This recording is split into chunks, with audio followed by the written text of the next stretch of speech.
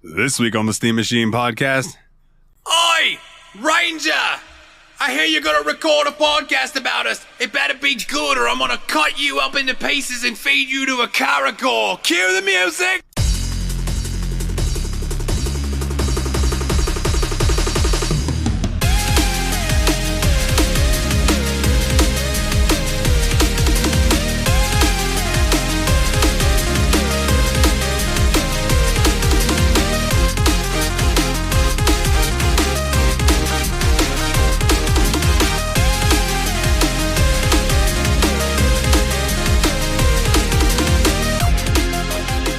Hey everybody, and welcome to another episode of the Steam Machine podcast. My name is Dalton, and joining me as always are the Destructo Bros.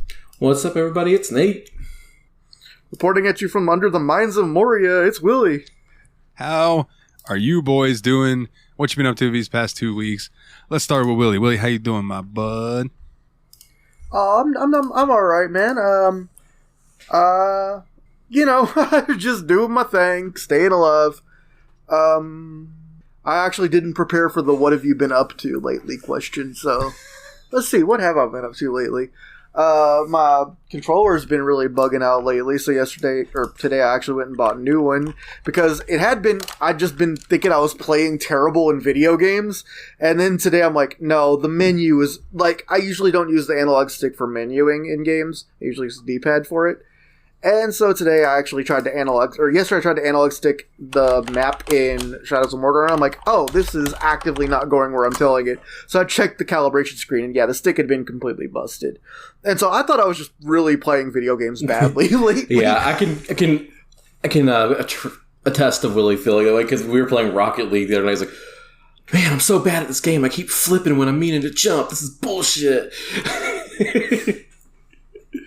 But it wasn't your fault. It's so easy to just do something mechanically wrong in Rocket League and it be your fault that I'm used to blaming myself and be like, damn, I messed up a trick.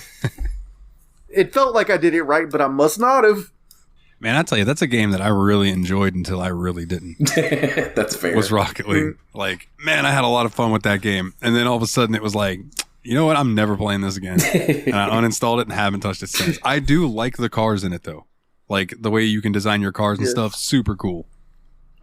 Give me a racing game with car customization like that, like a kart racer, I'm all about it. Trademark, Steam Machine Podcast, we want some of that fucking money. I'm surprised they haven't tried to make something mechanically race-like with that engine, because, like, there's a lot of stuff those cars can do that they handle really fun, too. It's like, I'm surprised they haven't tried to branch out into more games using that engine a little bit. Yeah, can you imagine, like, hauling ass down a track and having to, like, flip jump over to another track to keep going and stuff? It would be so cool. That'd be sick, yeah. Man, if any developers listen to this. Yeah, it's something that modders have done. There's, like, modders that have done that before, but, like, why don't the actual people that own the game make a single-player or a racing Rocket League-based game? Like, it would probably sell gangbusters. Call it Rocket League Racing or Rocket Racing or Racing League. There's so many things you could go with it. Supersonic racing cars. Car ball minus the ball. Call it Car, like how that one PlayStation 2 shooter was just named Gun. Oh my god. You want to talk? I had that on Xbox, right?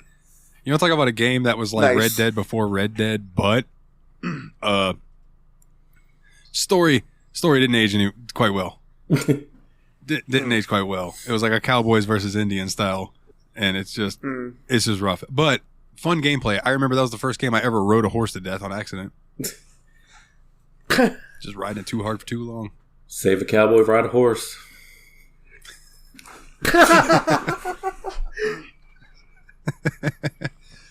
Oh, man. Yeah, I forgot what I was talking about. So, yeah, it doesn't matter. Let's see. Did I have anything else? I said last week I was going to try to play a game of chess against everyone from like 100 different countries. I only ended up playing one game. But I beat someone from Chile. That's one country down. 99 to go. Yeah. Should have been like, your peppers aren't even hot. Dang. More like red cold Chile peppers. Got 'em. Hey. I'm sorry, any listeners from Chile. You're probably okay. when I had some downtime, I went back and did some lessons in the constructed language Tokipona, and now I know all the words from it, including how to do the writing system, which I never learned the writing system before. I just learned the basic Latin writing, but people made up a writing system for it too, which is So what you're cool. telling me is that fun. I should end this episode with your rap? No, do not. I want you to know this. So I want you to know this, and I mean this like from the bottom of my heart. Since I have edited that and sent it back to you, I will randomly be at work like I really do. It plays in my fucking head, bro. It's catchy. I don't even know what it is, but it's catchy.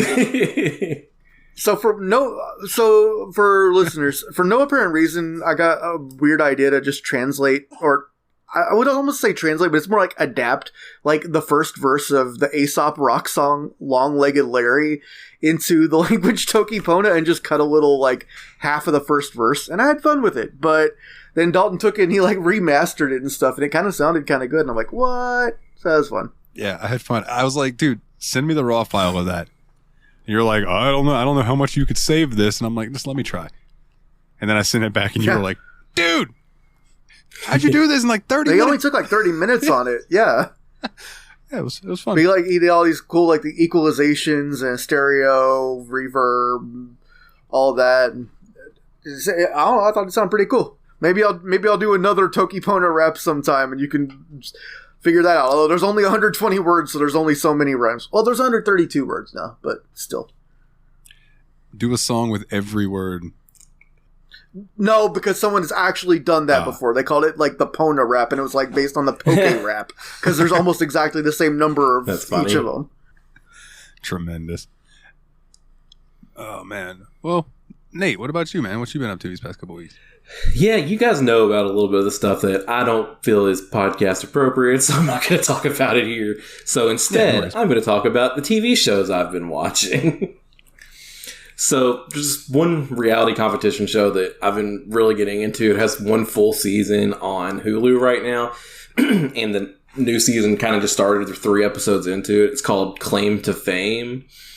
And basically what this show is there's like a bunch of celebrities' relatives all in this house together, and they're trying to figure out who their celebrity relative is. So like they're trying to keep it a secret who they're related to, but they'll keep getting clues to who might be the celebrity relative in the houses.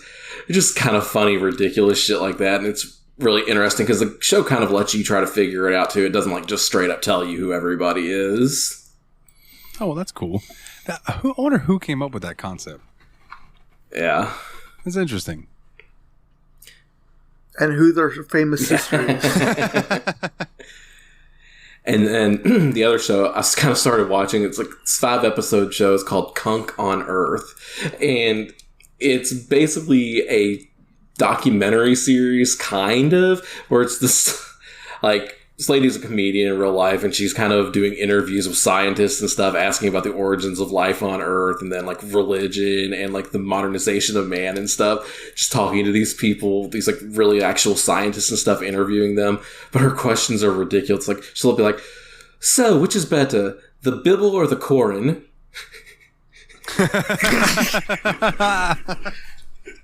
It's just so freaking funny, and all like the jokes, it's really like absurdist. All the jokes come way out of left field on it, and it just like cracks me the hell up. I'd highly recommend that to people. I prefer the Torah. I've heard a little bit about her. I've heard a little bit about her, and apparently, like, a couple of times people will actually be in on the joke and play along with the interview, but apparently it's kind of like Sacha Baron Cohen, where some people, like, have no idea that they're being pranked. Yeah, sometimes. It definitely feels that way. It's really freaking funny. That's actually a really good analog to it. Like, it's a different type of humor, I'd say, but like just like that interview style. It's less mocking. That's what's up. Like, I think the idea is Philomena or whatever Kunk is supposed. It's supposed to be like.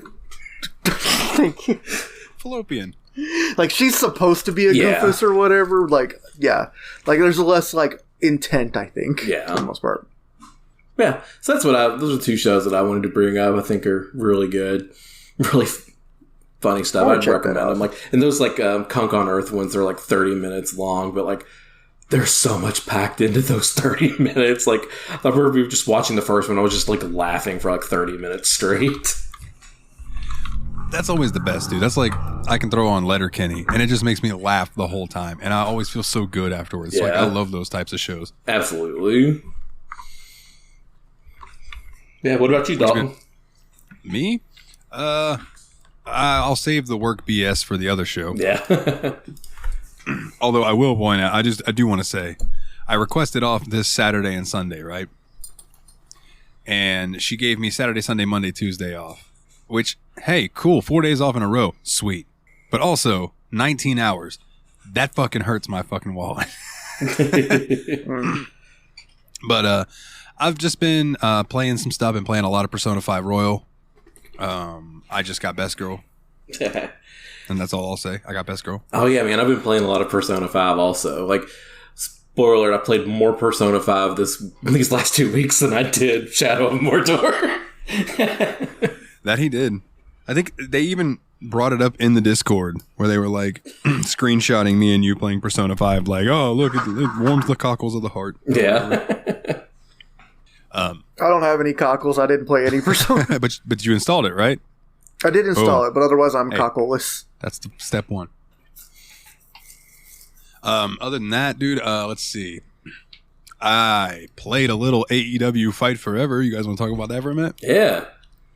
Yeah, sure. I'm curious about it because, like, I mean, it's the first game for this company. It got delayed a whole bunch, and I don't know. I'm interested in just how it ended up.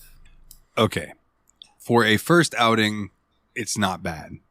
It's very arcadey. I know that's what they were going for, but it's more arcadey than, say, like the No Mercy games and stuff were. So there's like this. What would you compare it more to, like the old SmackDown games, or maybe more like that? It almost reminds me of a weird mishmash of No Mercy, SmackDown 2 Know Your Role, and Fire Pro. I mean, theoretically, that sounds really awesome. Yeah, and don't get me wrong. If they do some updates and maybe some free roster updates, there would be more to it. It is a very bare bones game. Like, I went in and I checked it out. I haven't done the story mode yet. Let me go ahead and clarify. So I have not done the Path of the Elite or whatever it is. But there's exhibition matches. So like you're 1-on-1, 2-on-2, 3-on-3, and I think 4-on-4. Then you have your exploding barbed wire death match. And then I think you have a ladder match, a falls count anywhere match. And I think that might be it. Like, there are not a lot of match types, right? Entrances are all of 6-7 seconds long, maybe 10 at the most. So, like, you can make your dude look really cool and make things happen, but it's not very long. I created Blade. Jesus Christ. But, of course, I made Blade. I always do. And the Creation Suite, I was very disappointed in the Creation Suite. Not a lot of choices. Compared to, like, cosmetically, or like mask wise, like I couldn't find like a face cover that wasn't like a legit like medical mask that would go around your ears. And you guys know, like in the WWE games, I always use that one. It covers, it's like a gator almost. It covers your entire face and around the back of your neck and stuff. That's what I use for Blade. I used that in Fire Pro for him as well. And I couldn't do that here. I had to give him a black Jason mask. And it just, looks odd, right? And it just throws me off. Gameplay wise, though, fun. A little weird, but I don't know. Like I said, I think with a couple updates, it could hash out some of the mechanical issues I was running into in matches and stuff. Where, like, you know, you'd hit an Insigiri, and maybe they're going for Willie, I'm sorry. Maybe they're going for AEW realism. So when I throw an Insigiri and he sells it, but it misses his head by a fucking mile, they're just going for what you see on TV. But those are things that are just going to be worked out with updates. And I think that they have a good base where either they can update this and make it good, or their next outing, as long as it doesn't take them 4 years and this is what they deliver, will be better. I would not pay $60 for this game. I would pay at most $29.99, but I would probably grab it on sale for cheaper than that. Are they asking 60 for it? Are they asking 60 for it? Yeah, it's $59.99. Okay. Yeah, so I just, I don't know. I couldn't justify that to myself with the state it's in now. Now, like I said, they fix it up, make it all shiny. I'm all about it.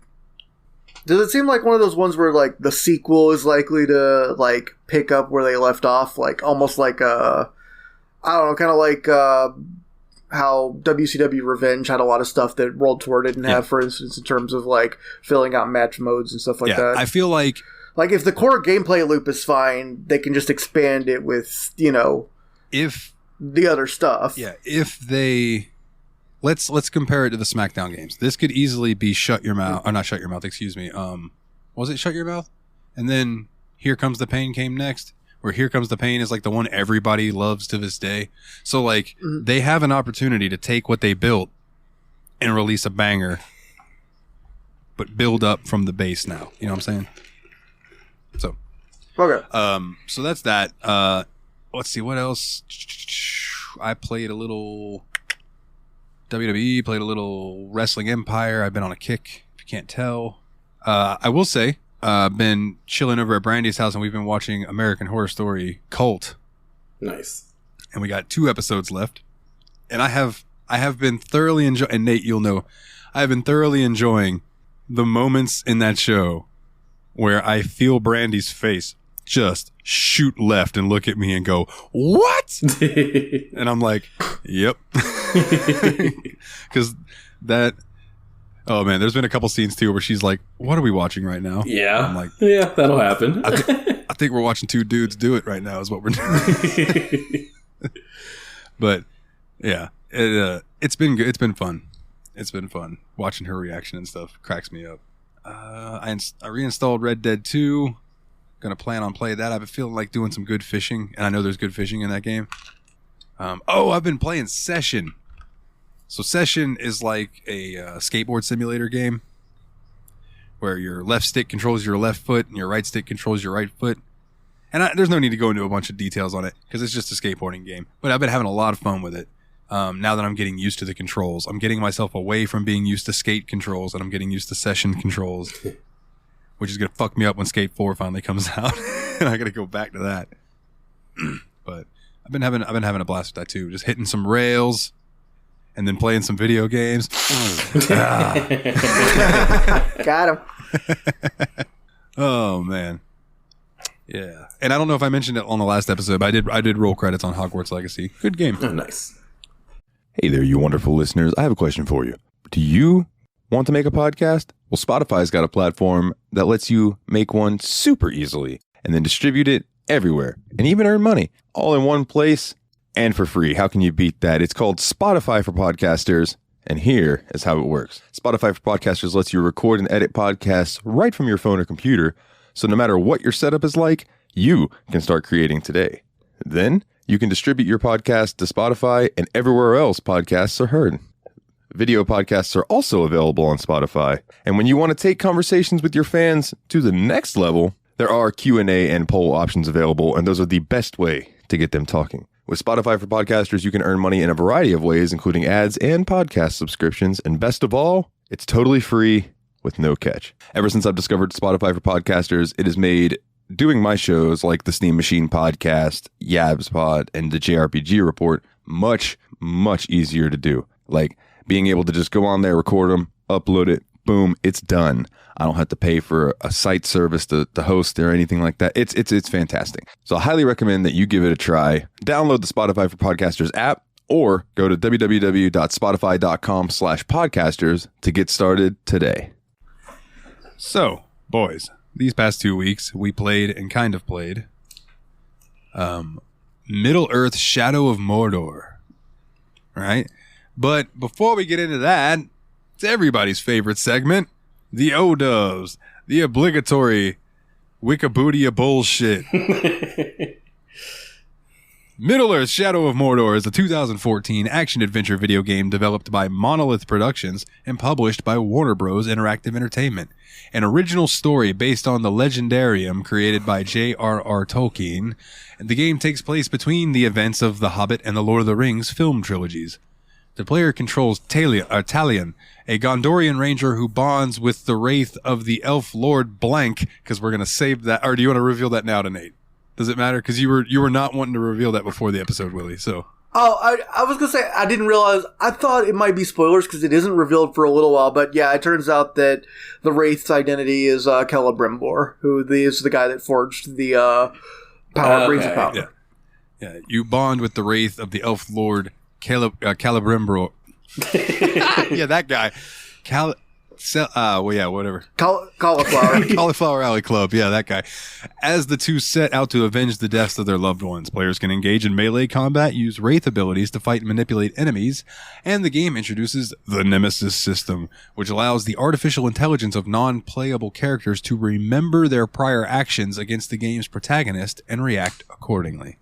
So, you left me to burn, Ranger. Now I'll get ya. Oi, you ran away last time, Ranger. Nowhere to go for you now. Yeah, dude. So, first impressions, gentlemen. You guys want me to start for once?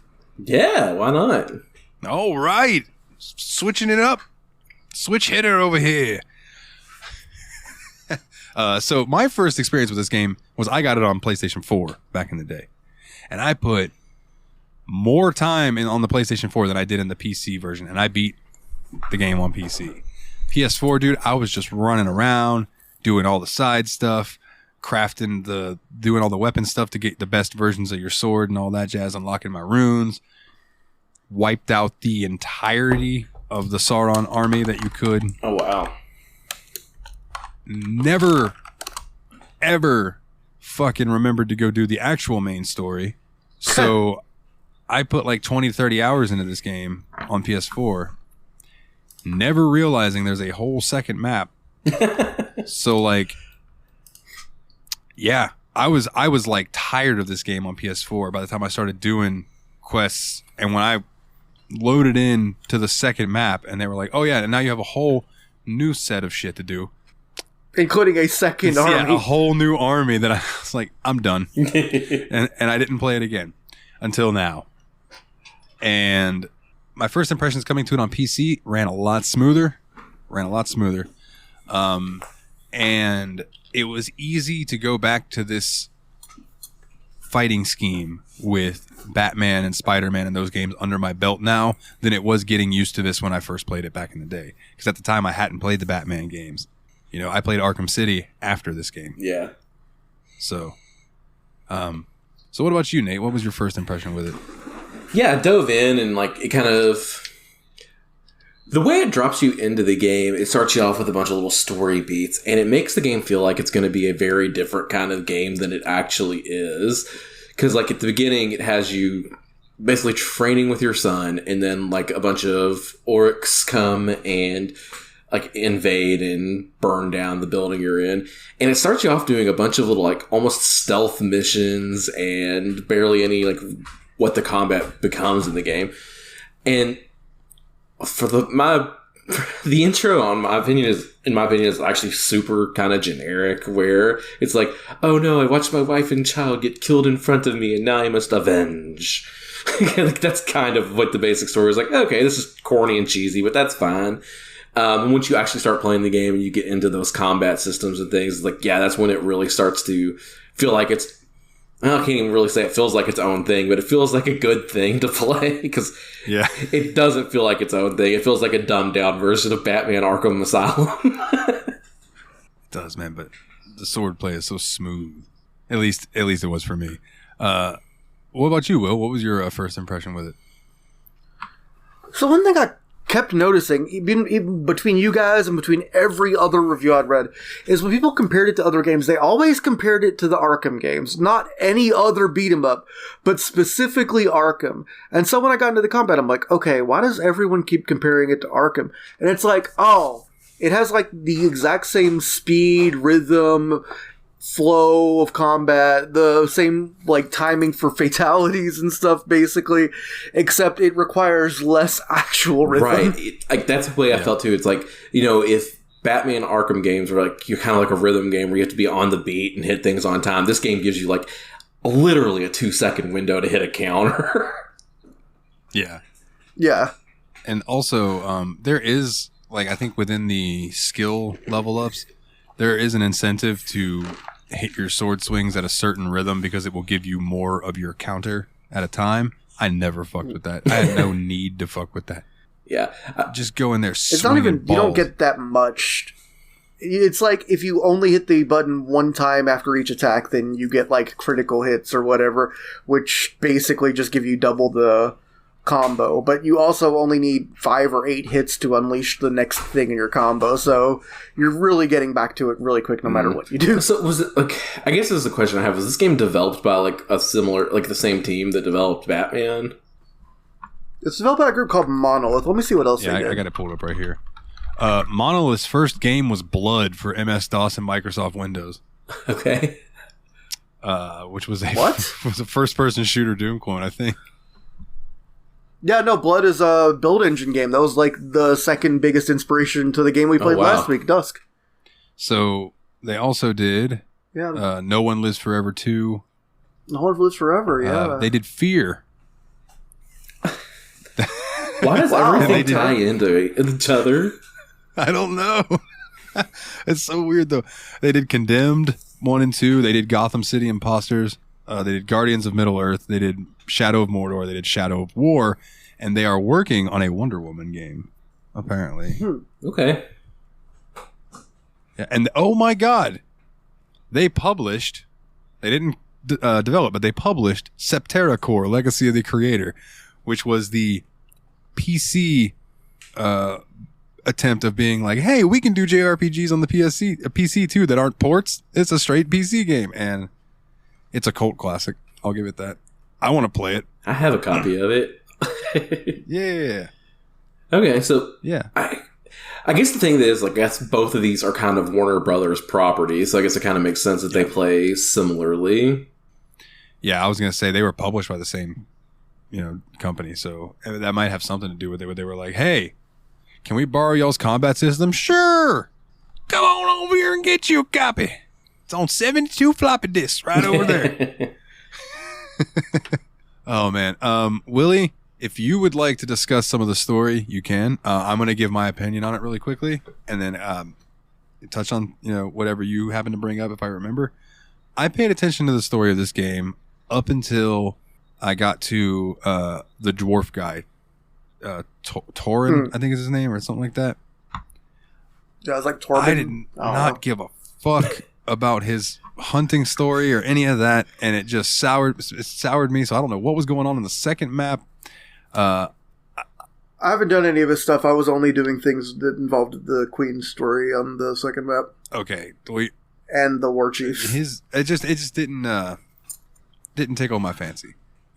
I will say, I do want to bring up this before I forget, because me and Nate talked about that we needed to bring this up. There is a quest line in this game where you meet Gollum. And this game came out 2014.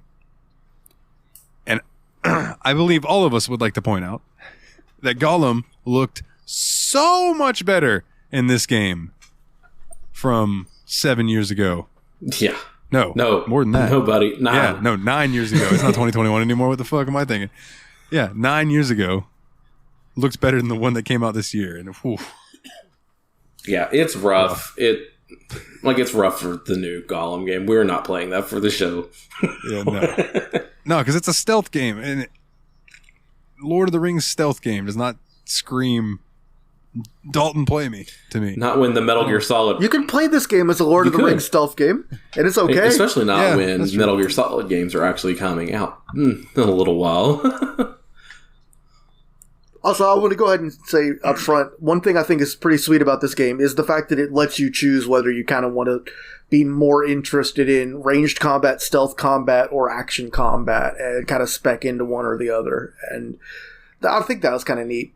Yeah, I agree, because like I very much would swap between the whole, as they're running at me, try to pick off a few of them with some headshots, and then I'd be out of arrows, and then go in with the sword and stuff. Or, try to sneak up behind them, maybe gut a few of them before I get noticed, shoot the fire, make the fire explode. Yeah. I kind of touched on how I felt about the story at the very beginning when I talked about the intro. The story never grabbed me at all. Like, this is a game that if you play through it, I think it's more about the gameplay than it is about the story. Full disclosure, I played this game for all of 2 hours because I was like, man, if I wanted to play a game like this again, I would play Arkham Asylum again, because this game is a strict downgrade, in my opinion, from Arkham Asylum, and Arkham Asylum had a fun story to play through. Yeah, plus you're Batman. Yes, you're the Batman. I will say one thing I think is very amusing about this game is, especially, with Zelda having come out again recently and all that, you know how the main mechanic in mapping in the Zelda game, the Zelda Switch games, is going up to towers and you have a high vantage point and then you can go to the next tower and whatnot. It is really funny in this game when you go to one region's tower and you go to what looks far away on the map and it says 400 feet. And you're like, oh man, if I were you guys, I would have lied and said it was further. At least pretend like the map is a little bigger than it is, because it basically seems like all of Mordor is about 2 square miles. Yeah, because there are times it's like, it looks like you need to run across the entire map and you click it, you're like, all right. And then it's like, it's 650 feet away. And you're like, oh. Yeah, those feet go by fast. Yeah. Yeah. Especially when you get that little ability where you can just like hop over a little rock and then press A and you shoot faster. I like that. And it's like, or run faster, and it's like, man, you zip there in no time. It is funny how you say like this, like you can make that comparison to like those Switch Zelda games, because like I swear I played this like a Switch Zelda game. Like I would like kind of sneak up when I could and do a stealth kill on my enemies and then take out what I could with arrows from far away and then go in and do the brutalizing combat. I will say this game has great combat. Like, you can't deny that from it, but it's pretty much easier Arkham combat. Yeah. I will say that also the game's combat has like a bit of a tuning issue to me, where like most of the combat is, like you said, it feels like a elementary version of Batman until you're surrounded by like 30 dudes and you have to deal with arrows and spearmen and berserkers and guys with shields all at once. And all of a sudden it's like, your tools just stop working once you reach a certain scale, basically. Yeah. In your experience, Willie, I'm sure you ran into one of these guys at some point, but Nate, did you get to a point, where you ran into somebody who was invulnerable to range, invulnerable to stealth, and then you try to attack them from the front, and they basically tell you to fuck off, so you have to like hop over them and hit them with the thing, and then attack them fast? Like, I didn't see anybody like that. I did run into this one guy who was invulnerable to stealth and ranged, but he also had a weakness to finishers. So like I hit him like 5 times and used the finisher, and he immediately died. Hell yeah! So, Willie, yeah, you know what I'm talking about then, right? Yeah, I did actually run into one. He wasn't even a war chief. He was like a veteran captain or whatever that had the shield and the other invulnerabilities. But he also had the berserker thing where you couldn't just flip over him. He would just push you down if you tried to jump over him. So I think the way I beat him is I just kept using drain on him, and like then when other enemies would come by, I would chop them up and turn around and fatality him over and over again until eventually it wore him down enough that I could grab him and like crush his skull. So this game ends up having a flip over the enemy kit mechanic like the Arkham games does. Oh, it's the fucking same. It is very much. Yep. Including having a separate upgrade that causes it to give him a full stun. So funny. And you also, like, instead of, like, you remember Batman when you did your cape? Yeah. And it would stun him? You know, you got the Wraith stun in this where you'd hit B and it would do, and like hit him and stun him, and then you would do the fast attack with your sword. It's the same in Batman. Dude.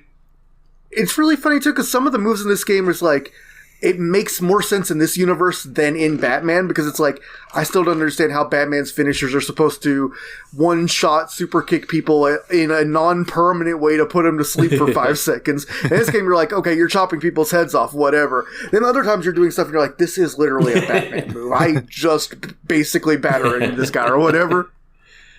That's really funny. And the whole time I was playing this, though, like, this made me look at that combat system in a different way. How good would a game with a similar combat system to this be set in the Star Wars universe? Oh, yeah. Oh, man. Because there's total justification for flipping over dudes' backs. That's literally a Star Wars movie. One thing that really cemented that to me was like the whole thing where you hold your hand out and you stun the enemy to get your arrows back or whatever from them, like with the B button attack. That's a force choke, baby. Yeah, you're right. You're right. And, they could do that because, what is it? Jedi Survivor and then whatever the other one was, the newer games. They're more soulsy. So, like, you still have an avenue for a good hack and slash. So, not a bad idea. We're dropping all kinds of ideas for developers on this show today. We speak things into existence. Let's see something fucking happen. I'm still going to play your game with SV Realism _1 on. Now, we keep talking about the fatalities and stuff. They were awesome. Oh, yeah. There were so many good ones, dude. Like, grabbing and pulling them down on a sword and ripping it out, or just decapitations. Like, I'm pretty sure I had one where dude swung that sword like he was Babe Ruth and just sliced this fucking orc's head off, and that thing just went rolling into the sky. Like, so good. I feel like this game had a really weird idea as to how much violence it was allowed to do at any point in time, too. Because it's like, it was free-for-all for decapitations. You could bloodily decapitate a dude. It would cut away, though, when, like, a dead orc chieftain's ear would get cut off. Yeah. In the cutscenes, and they'd slice it. Yeah, I remember exact cutscene you're talking about. Yeah. And I wonder if that's more so they didn't want to animate that. Yeah. I don't know. But it also felt like a lot of the ones where you're like, you throw them down and you just wiggle your dagger around in their guts or whatever, it feels like the camera always finds a way to keep it from being too graphic on those. But when it comes to chopping off heads, it's like, oh, absolutely. And aside from that, there's no other like amputation effects or whatever in the game. It seemed really interesting. Also notice their blood's not red. Yeah, it's black, the black ichor of the Uruk-hai. Yeah. But also that helps them get around those pesky ratings for decapitations with red blood spraying everywhere. So that helps too. But yeah, I know that helps in world. Uruks didn't have red blood, so that makes sense. Yeah, having non-human enemies really helps with ratings. Yeah. Yeah, for sure. What was that Carmageddon where to release it in Europe or something, they had to change all the pedestrians you could run over into zombies? And then suddenly no one cared. They're like, well, if they're already dead. That's funny. That's fine. Made their blood green instead of red or something. Yeah, just ridiculousness. Let's see. I wanted to bring up a couple points about the story while we're still early on. I did agree with Nathan that when you first started the game, it really felt very much like you are generic fantasy protagonist with a dark history, and fusing with the Wraith at first is just like the Wraith is mysterious or whatever. You don't really learn much until later. I do think at about the midpoint of the main plot, it actually does start to feel a lot more Lord of the Ringsy, instead of like you're going around a place that just has Gollum and Lord of the Rings words in it. Because I didn't get big Mordor vibes out of what was going on for the most part. I don't know about you guys, but it just kind of seemed like kind of just a slightly crummy world instead of the absolute hell world I imagined. Yeah, dude, Mordor that was to be. not whatever I pictured Mordor to be like. That's like what I would picture, like maybe like the outskirts of Mordor to be like, where like things are starting, like where the blackness is creeping in, but not quite set in yet. If that's the worst that world has to offer, it sucks, but could be a hell of a lot worse. Right? You could live in Detroit. I mean, I don't think we were on the threshold of Mount Doom or whatever, but we were absolutely in Mordor proper, not like outside. We weren't in the suburbs, a county outside of Mordor, you know? What was interesting to me is that the second map that you go to, there's a fucking beach. Yeah, it's even nicer. It's a beach. The second map is absolutely pleasant. There's green grass everywhere. There's a beach. There's coves. So were you telling me we could have Lord of the Rings beach party? Yeah, we could. In Mordor. Man. Who invite the elves? Surf's up. Dude, yeah, it's I don't know. The final place that you go, like for the final battles and stuff, that looks more Lord of the Ringsy. But like, dude, that's the last 10 minutes or however long it takes you to do those fights. Well, I didn't do those fights, so yeah. I didn't mind the setting. I thought it was fine, but like you guys said, it's not Mordor. It is still very much like that could have been honestly Winterfell from Game of Thrones before it was what I would picture Mordor to be like. That's another series that could probably do a cool game like this. I'm really surprised we didn't get a shit ton of Game of Thrones video games at that time. Yeah. And the ones we got were all like fantasy, like board games Telltale. and Telltale stories I forgot and about RPGs. the Telltale Like, ones. Yeah. yeah, it's wild that we didn't just get like an action slash. Like we didn't get Because it's another... Song of Ice and Fire Warriors, which they really should have considered. You know, making a Muso game out of it. Oh, bro, that'd be sick. Do not pursue Jaime Lannister. It would probably be the mountain, right? Yeah. Oh, man. Because, yeah, there's so many characters to choose from in that. Yeah, it really has some like classic Dynasty Warriors vibes. So many factions that are against each other. A large map. Perfect, in all honesty, like as a Muso game. Like now that you say it. What you're telling me is that George R.R. Martin just took the Romance of the Three Kingdoms and just fantasified it. Is that No, he took the War of the Roses and fantasified it. Okay. Fair enough. It's the War of the Roses, but dragons. Dragons. Cool story, bro. Needs more dragons and shit. He took that personally. Oh man. So Willie, was there more things you wanted to talk about the story? You said you had a few. I think that was kind of the main thing. Like, I mean, you get some. As far as I know, you don't get a lot of actual main characters showing up or whatever, but you see the effects of main characters. Gollum's still mumbling about Baggins is being filthy hobbitses and tricksing him and stuff, and there is a character that, I mean, has really obviously been corrupted by Saruman, and plot twist is that character was corrupted by Saruman.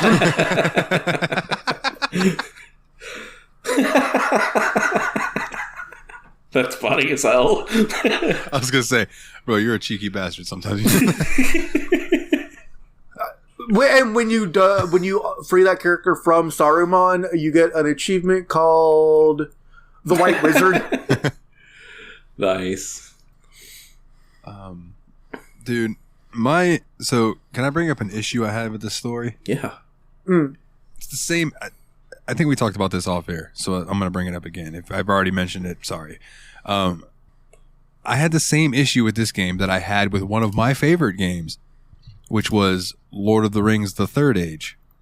All right. So back in the day, PS2, Xbox era, there was Lord of the Rings: The Third Age. It was basically like, what if we took Final Fantasy X and ripped it off and made a Lord of the Rings game with it?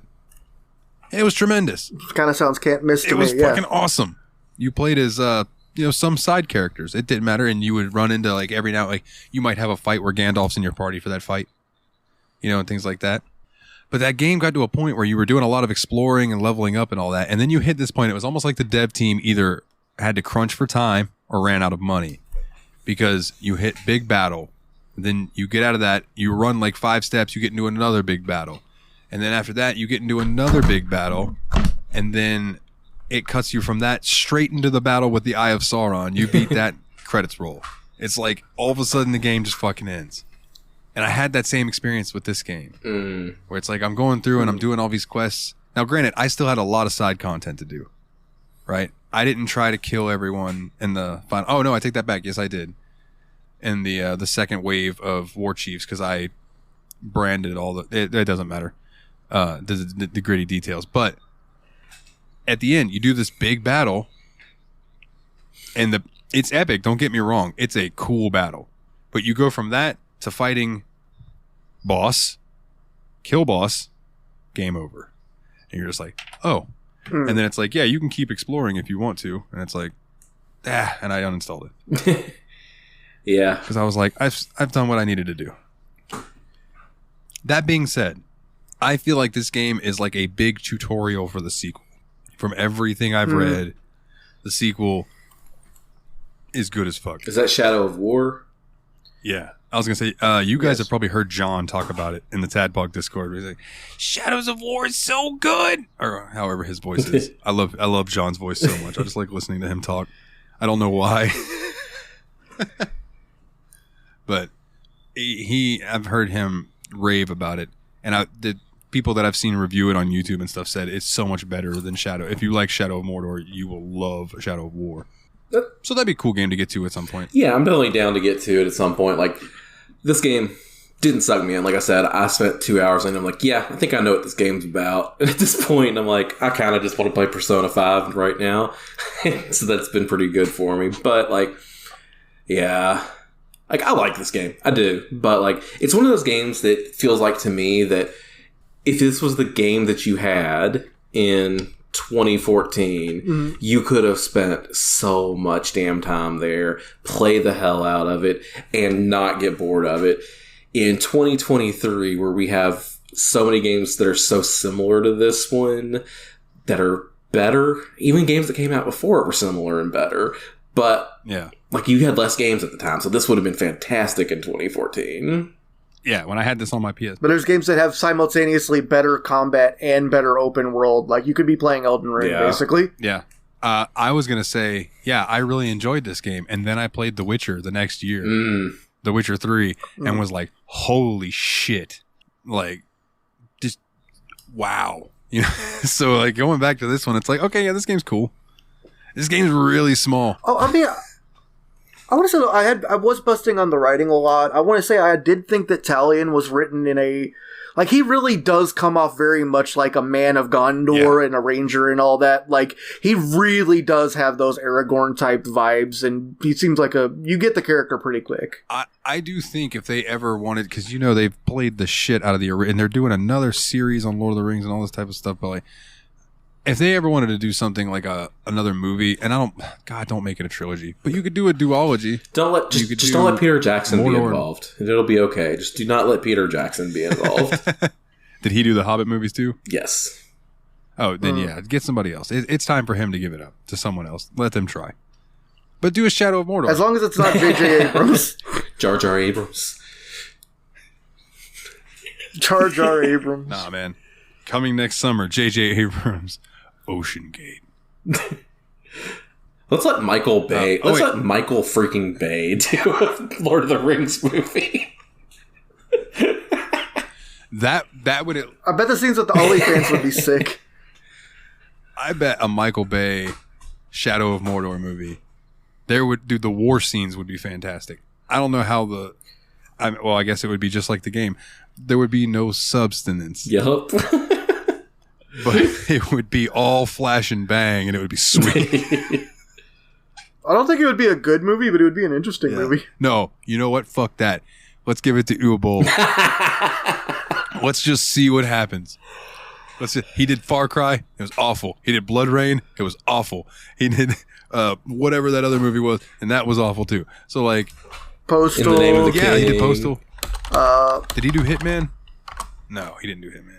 I don't think he did I Hitman. heard Hitman wasn't good. In the Name of the King, Dungeon Siege Tale is the one that sticks out to me for Uwe Boll the most. I've seen that one the most times because I worked out at a gym that had a theater that for some reason, at least once a week, played that freaking movie. It's so bad. But at the same time, I came to like, oh hell yeah, Dungeon Siege Tale is on. Let's go do the elliptical. You know what gets me turned to get on the recumbent bike? The cinematic stylings of Uwe Boll. Yeehaw! Dude, when I used to go to the local gym, there was this old man who would always come in and get on the bike not necessarily next to me, but he'd get on the bikes while I was on the bike. And it never failed. No matter what I was watching, he would come in and change the channel to the weather channel. And I was like, man, yeah, this is really hyping me up. Fucking the 8s on the 8 or whatever the fuck. Weather on the 8s. It's hot in Topeka. Can't wait to hear about the tornado coming through Oklahoma this weekend. Yeah. Could you spot me? Jeez. So, you want to give ratings? Yeah. Man, short Ratings and final thoughts. Short boy today, yeah. I mean, Well, I mean, I don't think there's that much to say about it. The combat feels like a simple version of Batman. We didn't really talk about how the Nemesis system works, but I think people have heard about it. But basically, enemies remember what you do. They get promoted within the ranks if you kill their superiors. And if an orc kills you, then they get promoted to become a captain. Yeah. And I will... sometimes if you kill a dude, they don't seem to stay dead. I will say that is a really cool mechanic, in my opinion. That Nemesis system. I understand why they trademarked that, and they don't let anyone else use it because It's super cool. It was really cool the first few times I saw it, but then I was like, I don't care about this. Skip. Yeah, but I just liked the implementation. Yeah. You know, like where you ran up on a dude and he's like, "Oh, you won't kill me again this time, Ranger." And it's like, "Oh, you've been reforged because you have a big split down your face where I cut it in half last time." Yeah.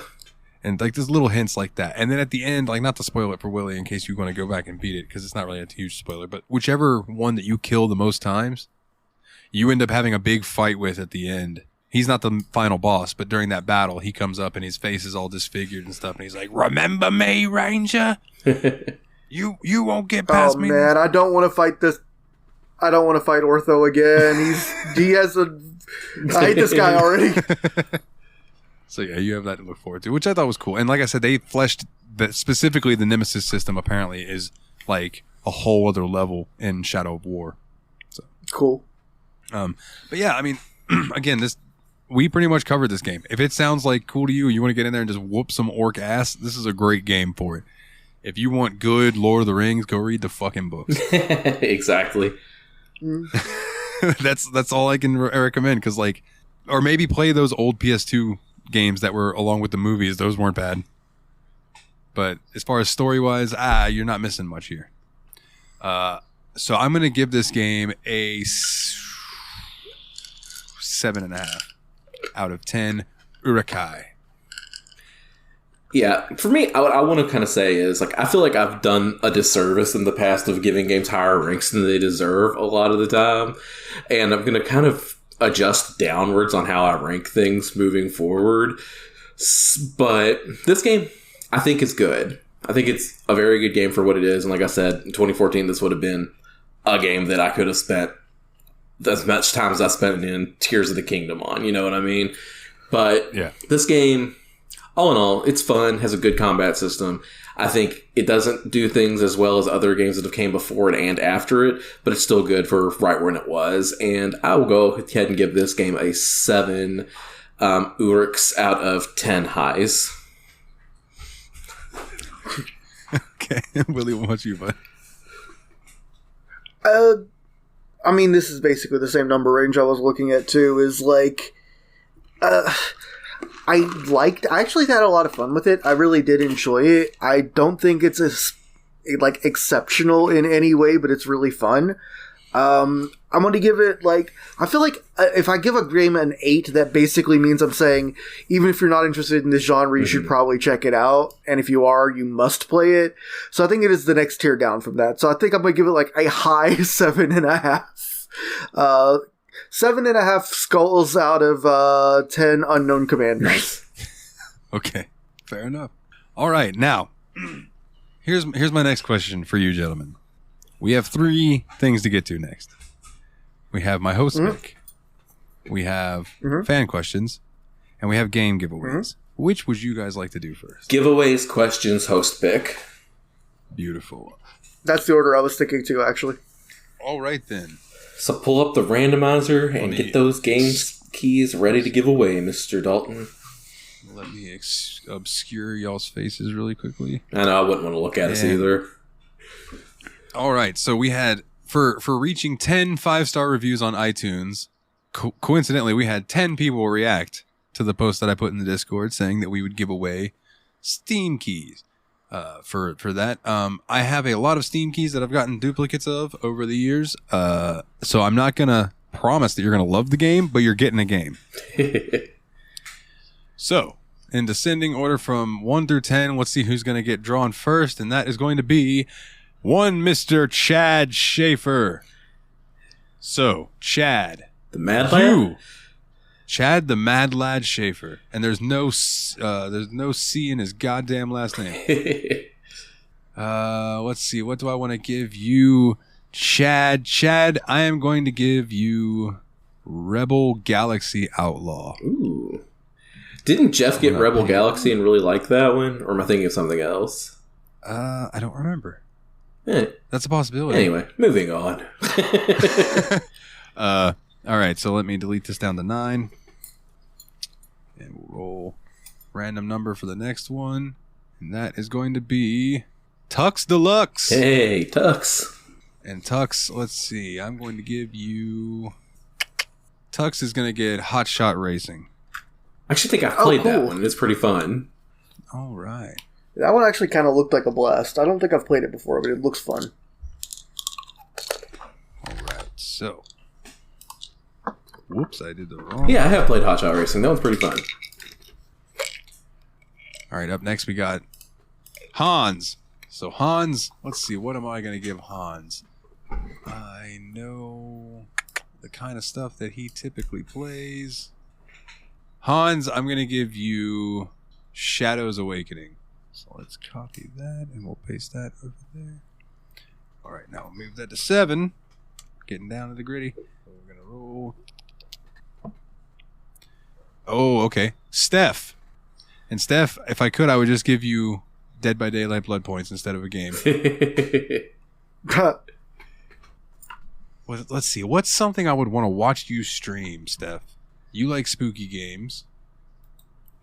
All right, Steph is going to get Indigo Prophecy. Nice. Ooh. Okay, there is an undo. I was like, I hit the wrong button. Whoops. All right. So speed this along. I'm just talking to myself at this point. All right, Team Retro. Team Retro is getting. Follow him on YouTube. Go follow him on YouTube, absolutely. Because I want him to play it with us sometime. Team Retro, you are getting Garfield Kart Furious. I love that game. It starts. That game's fantastic. It's way. When a game is so good that it crashes into French. Nate genuinely does enjoy that game, though. He's not being ironic on any level, which I think is It's even not funnier. great, but it's so much fun. Like, I did 100% Steam achievement it because I was having so much fun playing it. Oh, man. All right. Next up, Jeremy. Oh, man. The villain. The villain. Which of these games has the worst graphics?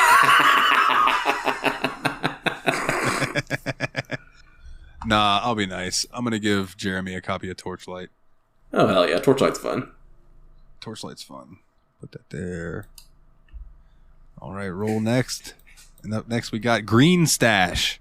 All right. I know nothing about this person other than I believe it's Dane's brother. And he's pretty good at pinball, apparently. Oh, yeah. Like, there was a pinball competition on the Tadpog's. Tadpog Discord, and he dominated. Hell yeah. He more than doubled my points total in that competition. Damn. I'll tell you what. I'm going to give Green Stash Fantasy Wars. I'm not sure. I own that game, and I know it's something. I think it's like an RTS RPG, but I don't It's know. something. I'm picking these games. I'm just picking these games at random. All right, so up next we got. Well, we have the brother. We got Dane. All right, Dane. Mr. Puzzles, Dane himself. I don't know why, Dane, but I have an undeniable urge to give you Internet Cafe Simulator. Huh. So I'm going to give you Internet Cafe Simulator. And up next is Jish. I'm going to assume your name is actually Josh. But Jish, you are new to the Discord. Welcome. Have a game. I'm going to give you White Knight, which I think is a cool-looking horror game, but I could be wrong. I know I have it, but I have not played it. And if I happen to give you a game that you already own or anything like that, let me know, and I'll do what I can to swap it out for you. Or you can just pass on the good favor, whatever you would like to do. And that only leaves one person left. El Jefe, Oh, the Cthusiast, Mr. Syllables. Mr. Syllables, Old Jeffy Lube, Mr. Nicknames. What do I want to give Jeff? Besides the clap. I was going to say besides gonorrhea, so yeah, absolutely. Besides an axe to the back of the head from a ghost. He's got an axe. Ah! I know Jeff can be kind of an old school PC gamer sometimes. Jeff's going to get Age of Wonders 3. Sweet. Wow, classic. So, everyone. Oh, I just fucked up. Well, you can go back and listen to this segment and pick them back out. Yeah, I'll figure out. I just got to figure out what I gave Chad because I don't remember. That's okay. I'll figure it out. All right. So if you heard your name, how about this? If you heard your name and I said what game you got, DM me and let me know what game you won, and I will send you a code for it. There, solved. Nice. Beautiful. All right, And gentlemen. don't try to say questions. he said Elden Ring, because we know he did not. Yeah. I was literally going to DM him and tell you, he said I want Elden Ring, right? Like, that was the exact joke game I was going to give even. That's hilarious. So we got some fan questions, Nate? Yes, we do. Let's roll on into the mailbag, because we just got a letter. The first question comes in from our good buddy Fenris.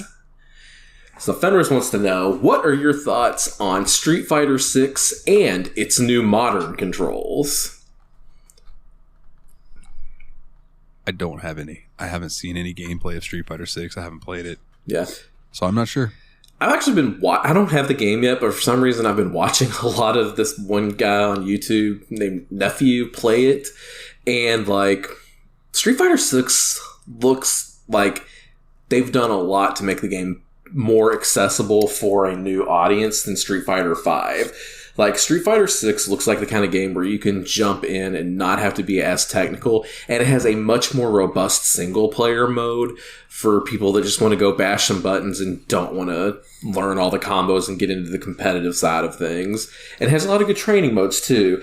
And one of the things that they added, like you mentioned, Fenders, was the modern controls, which I don't know a lot about because I don't think I would use them personally, but it's a more simplified control scheme. But it limits the player's options of what they can do, but it makes the game easier to play. So I think it's a really good option for a new player that wants to come in and be able to do things without having to learn, standing jab to medium punch to fierce kick, blah, blah, blah. They just have a much more simplified version of the controls and can just go in there and actually just start doing stuff. I think it's a cool thing. Like, obviously, competitively, I think it's going to put anyone who wants to play that control scheme at a disadvantage. But if you're just wanting to go and have fun one player, I think it's perfect. It seems good to be able to learn your fundamentals of things like spacing and all of that without having to worry about very precise inputs and all that as well. So, like, I mean, one thing traditional fighting games I think tend to get a weird reputation for is really arcane inputs and stuff. So anything they can put that in the backseat and let people enjoy the joy of fighting games. And then, it's kind of like, I guess you could eventually say you're kind of graduating from automatic to manual transmission in a racing game. That's a good analogy, I feel like, for sure. That is a very good analogy. I also want to say that I appreciate that they put in, like, the RPG mode or whatever it is. I think that's pretty cool. That would make me more apt to play it. Because, again, we've talked about it, and we're talking about fighting games. Got to bring it up. Toe Ball number 1 and Toe Ball number 2 had that quest mode that I loved as a kid.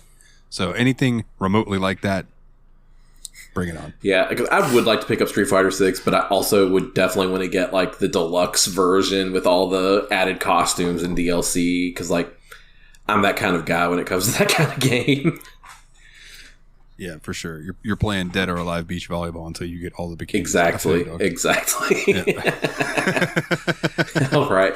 So this next one comes in from Adam, and he wants to know, what do you think they mean by a more adult Dragon Quest 12? I have more puff. That would be the best scenario. My concern... I have a lot of concerns about Dragon Quest 12, and one of those is them making it a more adult-themed type of game. I am really concerned they're just going to turn it into another branch of Final Fantasy.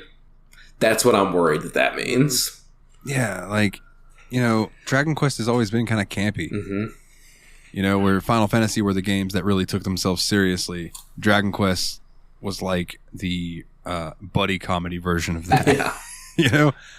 And I don't know, man. I've also read where they were like thinking about changing up the way the battle system works and stuff. And I'm like, Squeenix, stop. Yeah, like, I'm so scared they're going to turn this into a modern Final Fantasy game, and I'm just going to be the saddest boy. Yeah. But hear me out. I could be wrong, but I think Dragon Quest is way more popular in Japan than Final Fantasy is. Whereas I think it's the opposite over here. Whereas Final Fantasy hit it big over here. Dude, they don't want to piss people off in their homeland because they know where they work. They'll come to the fucking Square Enix headquarters and be like, listen here, you fucked up our Dragon Quest. There's a million of us out here protesting because we all play Dragon Quest. It's a national holiday whenever Dragon Quest games come out. Yeah, like, or they release them on Saturdays or something, so nobody's at work, so nobody calls in because everybody calls in. yeah, like there's side quests in like other video games that are basically like, the new Dragon Quest game just came out. Yeah. Was it Akira Quest? Or something. It was like something, that? yeah. Tremendous. Love Yakuza. But yeah, that's what I'm worried they mean by a more adult Dragon Quest 12, Adam, and I hope they don't do that. Because okay, so I've played through like a quarter of 8, and I've played through all of 11, and I love the way those games are. They don't need to be gritty. Yeah. They have their moments where there's some dark shit happening, but like, let me go get a poof poof. You know, like, let me fight some cute ass little looking enemies that hit me for way harder than they should. Yeah. Like, dude, just let me do it. Don't fuck it up. Yeah, do not screw up Akira Toriyama's art direction. Yeah, all of a sudden they released like a Borderlands cell shading style, and it's like, no. Yeah, please don't do this to me. All right. This next one's going to be a lot of fun. This one comes in from Adam as well. And he wants us to make a D&D party from Discord members and their classes. You are not allowed to steal from your Baldur's Gate party, Dalton. Okay, but that's fucked up. Because I put like serious thought into that party. And like made sure I picked things that I thought fit you guys. So fuck you. Do what I want. Fuck yeah, do what I want. Who wants to start it off? All right, so I think this one kind of goes without saying, and this is not part of the party, but this is the main villain of our arc. And our main villain is going to be a dark mage that has tremendous battle capability, and that is going to be Jeremy. Jezza the Wizard. Yep. The Jizzard. That's exactly what I was saying. The Jizzard. The Rizzard. The Jizzard. Old dirty rogue Inspector Quan. What was it? RANGER, man. Sorry. Good. TSMP. Yeah, there it is. There it is. I'm trying to think. Like, there was a lot of people in Discord, so I'm just trying to pick people out. Jeff. I feel so weird about calling people out. I'm not sure how to handle this one. I don't care. Jeff is a druid that can only turn into a cat. A fox. Beautiful. Yeah, there you go. He turns into a fox, and we look at him and be like, "What'd you say?" And he's like, "Fuck you." I'm not singing that stupid song again. We're like, "Come on." Adam himself. He's in the military. I'm gonna say Adam would be like a ranger, a scout. Yeah. You know, he send him out have him slap some camo on his face and go hide in the bush. Yeah. After these last few weeks, or hasn't even been a month now, of just all of the Duke Nukem like campaigning, Master Loot has come across as a real barbarian to me. So we're gonna let Master Loot come in there and just start pummeling shit. Yeah. Barbarian, not illusionist? Oh. He's creating all these fanciful voices. Could be barbarian / illusionist. That would be a wild character to play. Yep. And I feel like Dane would also have the illusionist subclass, but I don't think Dane would be barbarian. I think Dane would be more like alchemist or something. That makes a lot of sense to me. He'd just cook something up and be like, Duke sent this. I don't think he'd be in the party. I think he'd be like a villain that returns every now and then. It's like, riddle me this, TSMP loses. That also makes sense. The right hand of Jeremy. I feel like we have to think of something for Team Retro, because that guy's also kind of like technomancer kind of thing. What would be a good class for that guy? Oh, man. In 4th edition, they had something called a warlord, which was like a more martially themed class that was like a cleric or a bard or whatever, and that they enhanced the people around them. Okay. That's kind of possible because he's like a teacher and shit. Yeah. So, but I feel like he'd be more of a less of a magic type and more of a fighting type in a way. I don't know. No, I like I'm it, just for sure. spitballing. Whip them kids' ass. Warlord. Fenris. I'm giving Fenris cleric, healer. I am almost positive that I can't count how many dungeons that Fenris has healed for me. Either that or playing red mage or like one of those support classes. So I absolutely Fenris is a cleric, 100%. So, which class would you say probably likes waifus the most? Bard. Kana is our bard. Kana's a bard. Me and Kana just sitting in the corner trying to woo the ladies. Yeah, Kana can be my wing woman. That'd be great. Bards are very known for like being played with I've got charisma. Let me try to seduce this character. Let me try to seduce this character. Yeah, I think I've talked about it before.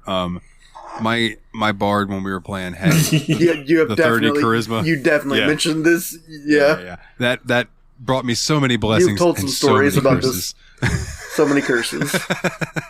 Tremendous, dude. Oh god, I love D&D. Good times. Nice. I feel like we probably forgot a bunch of people because there's like 90 people in our Discord now, but that's the people who normally talk. Yeah, those are some of the big hitters that talk a lot. If you want a class and we didn't say one, bring it up in our chat. Yeah, just volunteer. Yeah, put it in the questions. We'll clash you up. All right. Oh, actually, you know what? Let's do the two we didn't mention for the Patreon section. Okay. Let's at least get them. So James Hall, I know him better than you guys because he's kind of quiet in the Discord. But he's very much another tech savvy guy. So I would give him something to do with like what would you call? I guess it would be like an alchemist style thing where you craft the potions and throw them. A gnomish artificer. There you go. Beautiful, because like he builds his computers and stuff, and he's always sending me pictures like, "Oh, this is what I'm doing this time," and blah blah blah. That's sick. That's red. Hell yeah. And then Chad the Mad Lad. Just him being a mad lad makes me want to make him a barbarian. 100. I was about to say 100% barbarian. He's the Mad Lad. He just berserked him, Nate, and whoever we made Master the other Loot. barbarian because my mind just blanked. Master Loot. Yeah, you three we'll send you guys out first. Let's Hulk out. And you just run out there and start swinging. Because it just makes me think of when we played Borderlands and I was the barbarian type character and all I wanted to do was rage. Exactly. Yeah, exactly.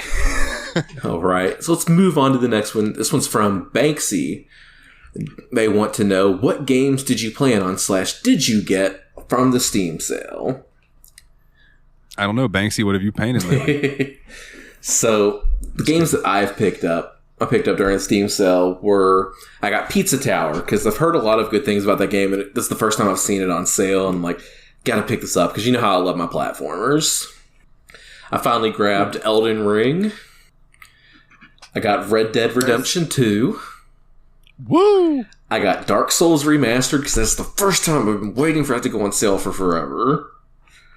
When you said, "Oh my God, Dark Souls is on sale," I was like, "Hallelujah!" He's been waiting for like a year and a half, almost as longer than I was waiting for freaking Nier Automata to go on sale. Yeah, and then I also picked up Wreckfest at the suggestion of Jeremy, and this one you've been wanting us to get for a while, and I've picked it up because it looks really pretty. The Unfinished Swan. Yes, bitch. Yes. That is such a cool game. So that's what I picked up on the Steam sale. Probably not going to buy anything else for a while, so I'm done shopping for the moment. I get paid tomorrow. Sick. So I'll hash out like what I'm actually going to get. Like I told myself I might get one game. And I haven't decided if that game's going to be Diablo 4. And if it is, then that doesn't matter about the Steam sale. But I've been keeping my eye out there. But I have picked up 3 games because they were super cheap. I picked up Half-Life Opposing Force and Half-Life Blue Shift. Oh, nice. They were both like 50 cents each. Sweet.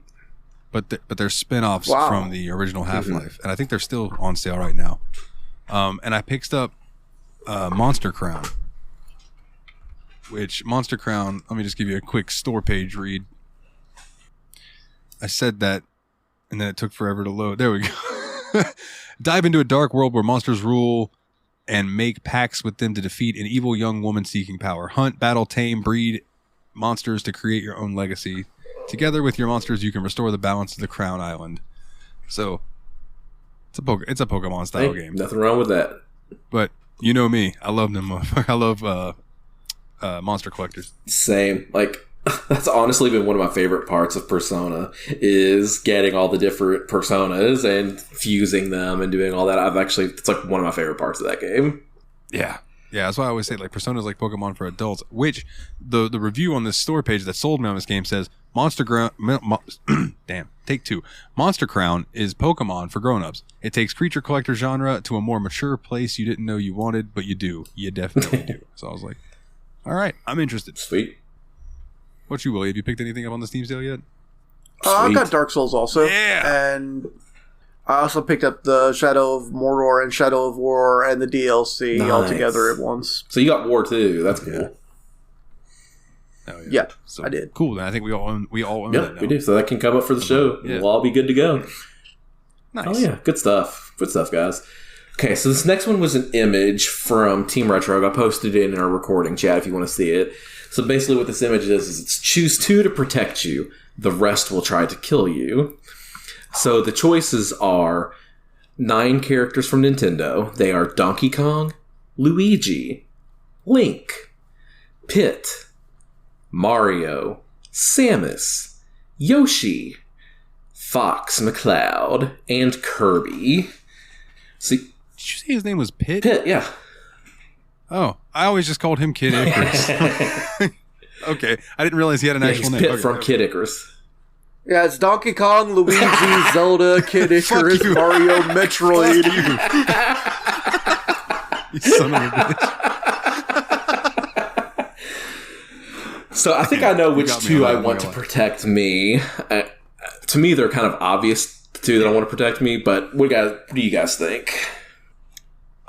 I think mine's a pretty obvious one, too, although I'm not sure if we have the exact I think same we two. are all going to have one that's going to be the same, unless I'm completely mistaken about Dalton's frame of mind. You might be. That just depends on how much he knows about the lore, I think. Me and you definitely both have Kirby. Yeah. See, yeah. I wanted to pick Kirby too because yes, I'm aware that Kirby's ridiculous. I don't know to the extent Kirby's ridiculous, but I know that Kirby's ridiculous. But I knew both of you guys were going to pick them, so I'm like, all right. So what would I go with if I didn't pick Kirby? Yeah, because Kirby's basically a god killer. Like Kirby, he might be 8 inches tall canonically, but like he is so fucking OP. Yeah. Yeah, he's like, you know, he'll suck up the entire universe, and then all of a sudden, boom, you're a Katamari, and you have to make a new star. Yeah. That could totally be the ending of a Kirby game, and it wouldn't make any less sense in a lot of them. So y'all both have Kirby then. So who are your second picks, and then I'll give you mine. So the second one was a little bit harder for me. It was between 3 of the remaining characters, but I think I know which one is my second pick. I'm settling on Pit. Me too, because he's the closest thing to another god. He's like an angel with all these crazy abilities as well. Like, yeah. He's fought against Greek gods, so he's got a pretty high power level. You know, if he can hold his own against Hades and a character that's like the goddess of nature and all of that, he's probably pretty tough. Okay. I'm going to go Pit as my first choice.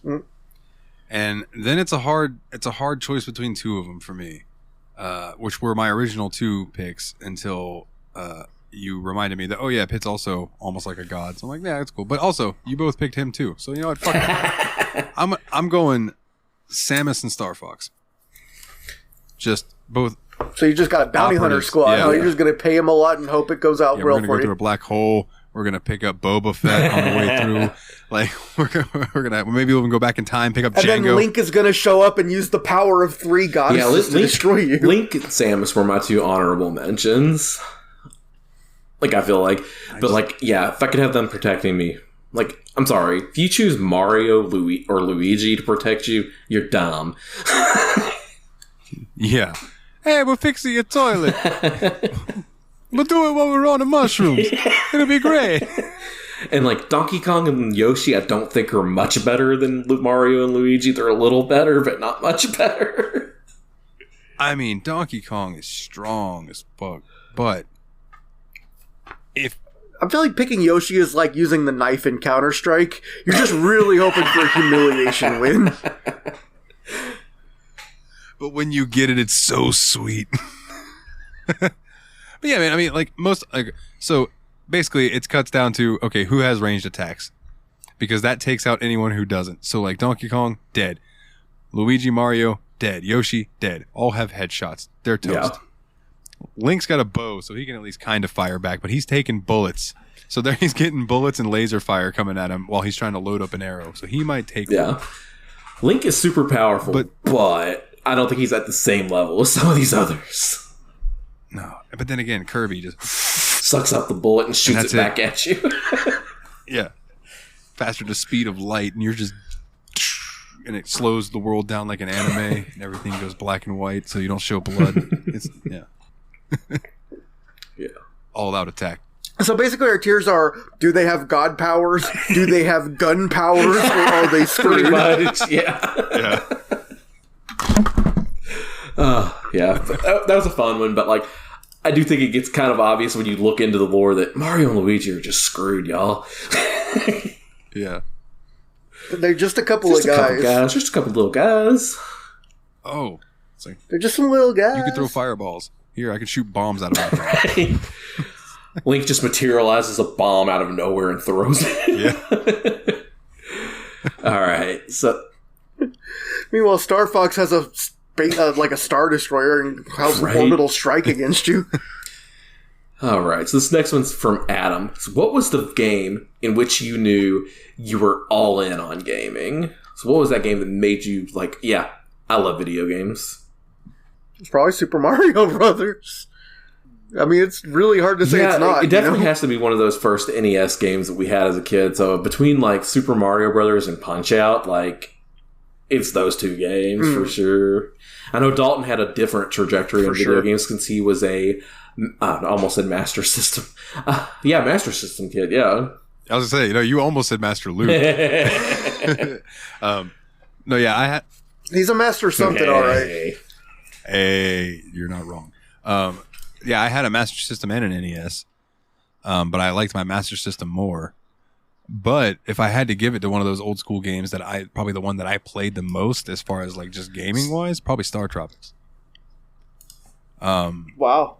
But I would say that it was probably more so when I got my PlayStation and started really getting into some of the games on there. Jersey Devil, Croc, Crash Bandicoot, Tomb Raider, Tekken, Final Fantasy, Metal Gear Solid. Those were the games that it was like, those are my childhood defining games. While I love these NES games and these Sega Master System games, like the original Phantasy Star and stuff, they're tremendous. They were also really fucking hard when I was a kid. So like I appreciated them, but they were more like a thing to do, As I'm older now, I appreciate them much more, and I have way more patience for them, even though sometimes I'm like, man, I feel like I was better at this when I was a fucking child. Dude, like when I streamed, I can't tell you how many NES games I finally beat for the first time ever, just because like, I'm sitting here playing it for hours on end because I have an audience and I want to actually see it for myself, and I'm like not just playing it because I'm bored, I'm playing it because I'm having fun and showing it to people. It's like beating Metroid for the first time ever was a pretty big achievement for me as far as that goes. But like I'm thinking about that a little bit too, like games where you're all in on gaming, like yeah, like those are the ones that definitely like pulled me in. But I think ones that made me really keep playing were more towards the Genesis era, like countless hours spent just me and Willie beating the shit out of each other in Street Fighter 2. Like it's hard not to look at that as one of those defining video games. That's why I still love the Street Fighter series to this day. Oh yeah, yeah, and in that same vein, it would. I would also lump in the SmackDown games for PlayStation, like the wrestling games, because like fuck, I still play those to this day. Yeah, so it's like man, there's just certain things that really like when you sink so much time into them as a kid, it's kind of like they kind of like stick with you. Because if you sat Willie and me down in front of a Nintendo 64 with WCW and WWO Revenge, we could probably still sit there for 6 hours and just play it. Yeah. Oh yeah. Absolutely, dude. All right, and this is the last question we had from Master Loot. What are your plans on upgrading your gaming rigs? Many parts are cheap right now. I'm not planning on doing anything right now. Like, I'm just going to let it roll. I'm having no issues running anything, and I'm not the most knowledgeable about installing stuff to my gaming rig, so I'm just going to let it ride until it becomes a problem. There's a few things that I would really like. I traded that extra M2 drive that I had because I realized that my fucking motherboard only had one M2 drive slot. So I traded that for the wheel rig that I used for American Truck Simulator and stuff. But like, man, I would like to upgrade my motherboard to one that has two M2 SSD slots. That'd be sweet. I'd like to, now that the 40 series is out, I would like to upgrade to the 30 series. And I would like to upgrade my CPU because I'm running in a Intel i6, I think, generation. And that is, it's all right. But sometimes I wonder if it's bottlenecking my GPU. Just for the way some stuff happens. Sorry, I'm getting distracted. I just got a DM from Kana. Oh, continue. Nice. Oh, good. Yeah, so, Willie, do you have any plans to upgrade your system at all? No, again, I think I'm bottlenecking off the CPU too, but like I don't know enough about installing one that I feel as comfortable with that as I did for like installing a RAM chip or a video card. Like I'm a little bit more worried about getting that deep in the guts. Feel that. Yeah. Yeah, that's my issue with replacing my motherboard. I'm like, oh man, that's so many things I'm gonna have to plug back in the right. So many things you could screw up on the way. So many things. It bugged the shit out of me just knowing like I am so meticulous with like watching a YouTube video 3 times and then I watch it for 10 seconds, pause it, start to go do it. No, I need to watch that again. Watch it one more time. Then go and do it. That's me anytime I work on a car, dude. Yeah, same when I'm doing anything on my car. Yeah, 100%, dude. 100%. So, I guess that just leaves me, eh? My next host. Yes, sir. Yep. Well, there has been quite a demand for a few different games, right? I don't know if we mentioned it on the actual episode, but again, I want to talk about the underdog story that is Duke Nukem that is happening in our Discord right now. He is now ahead. What a story. It's like if the Jaguars went to the Super Bowl. Blake Bortles. I'm speaking it into existence. But Blake Bortles. there are a lot of different paths that we could take, right?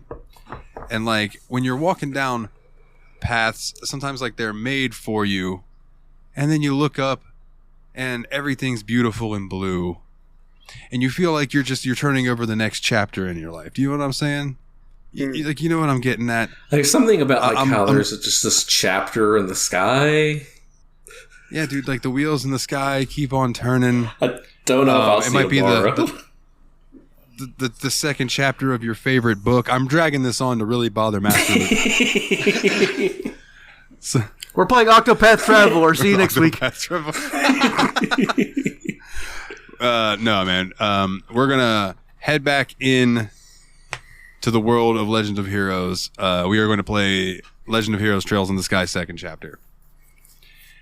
Because what I'm excited. Me too. But what really cemented it for me was that video that Master Loot made, where it was like the clip of us on the show being like, "Oh yeah, we'll definitely play this within a year," and then he posted like the video of the fade in of like when that episode came out. It was like a year and a half ago, and then it was like the dude crying, and I was like, "This is fucking tremendous." Dude, I'm loving the creativity in the Discord. Y'all keep this shit up because it's so. Yeah, please. It's making it so fun. That's so good. Yeah. It is very entertaining to us. We talk about it in the host show chat. I'm like, dude, have you guys seen the ridiculousness that's been in there? And it's like, yeah, dude, it's fantastic. I know, I'm eagerly awaiting what Master Loot says in chat this week. Yes. Hopefully some rejoicing. But yeah, man. Trails in the Sky, second chapter. Gonna go hang out with Josh and Estelle. Willie, you were correct. I'm curious, though. What was your second guess? You said you had 2. Yeah, but I went with the one I thought it was instead. Fair enough. So then why was your second choice Kiwami Team? Because that's also a game that could be a two-parter. Yeah, you're right. What if I just swerved all of you and been like, we're playing Diablo 1? Diablo 1 is a Octopath two-part Traveler. episode. Sure, Dalton. All right. Well, then in 2 weeks, we'll be back with Trails in the Sky, second chapter, part 1. Boys, is there anything else you'd like to touch on before we get into the house cleaning and get up? Let's clean the house, baby. Alrighty. If you would like, please go leave us a review on iTunes or Spotify. On iTunes, you can give us a 5-star review, or on Spotify, just give us a positive review if you would. If you want to join the Discord, that's really where all the happenings happen. bit.ly/TSMP Discord, all capital letters. And that will give you an invite. You can come join the shenanigans. We've been having a bunch of people join lately. It's warming the cockles of my heart and the balsels of my heart. So the link thank you, Willie. The link to the website is bit.ly/the Steam Machine Podcast, capitalized phonetically, and it is up to date. Thank you to one Dane himself. If you would like to join the Patreon, which would mean a lot to me, helps me pay the insurance, helps me keep the lights on, and all of that jazz, is patreon.com/the Steam Machine Podcast. Even $1 a month gets you the episodes early and ad-free. If you want to get your name read out on each and every episode, it is $10 or more a month, like these wonderful people. Nate Sir Cogsworth, the 7th of Juniper. Jeff, the original expendable Mr. Syllables, old Jeffy Lube himself. Sir Adam, shout out to his podcast/blog in the Discord, Revival and Extinction. James, the Steam Machine, Hall, Monitor Hall. Team Retrogue, go check him out over on YouTube. Mr. Puzzles, Dane himself, and Chad, the mad lad, no goddamn C in his name shape. And if you would like to pick up a shirt from one of the various productions that we have, is tsmpproductions.threadless.com. Shout out to YabsPod, yet another BS podcast. Shout out to the JRPG Report, which apparently has been bringing people in. So cool. Welcome. This show is not quite as family friendly, but we hope we're funny. Show music, if you like that, nilethenightmare.bandcamp.com. I did just release a new album recently called The Longing. It is only $4. Please go pick it up. The standout songs have been The Longing and December Nights. Have had somebody really like Moonpath though as well, so just go check it out. Tell me what you like. NSFW lyrics, no cursing. I'd still listen to them with headphones though. And yeah, like I said, just leave us a 5-star rating wherever you get your podcast. Either listen to them to with headphones or while you're fucking, or while you're it is good baby making music, or trying for baby music, or just butt stuff. If you want to do butt stuff, put it on. Whatever floats your boat. Don't listen to it when your mom's around. I'll listen to it when your mom's around. There you go.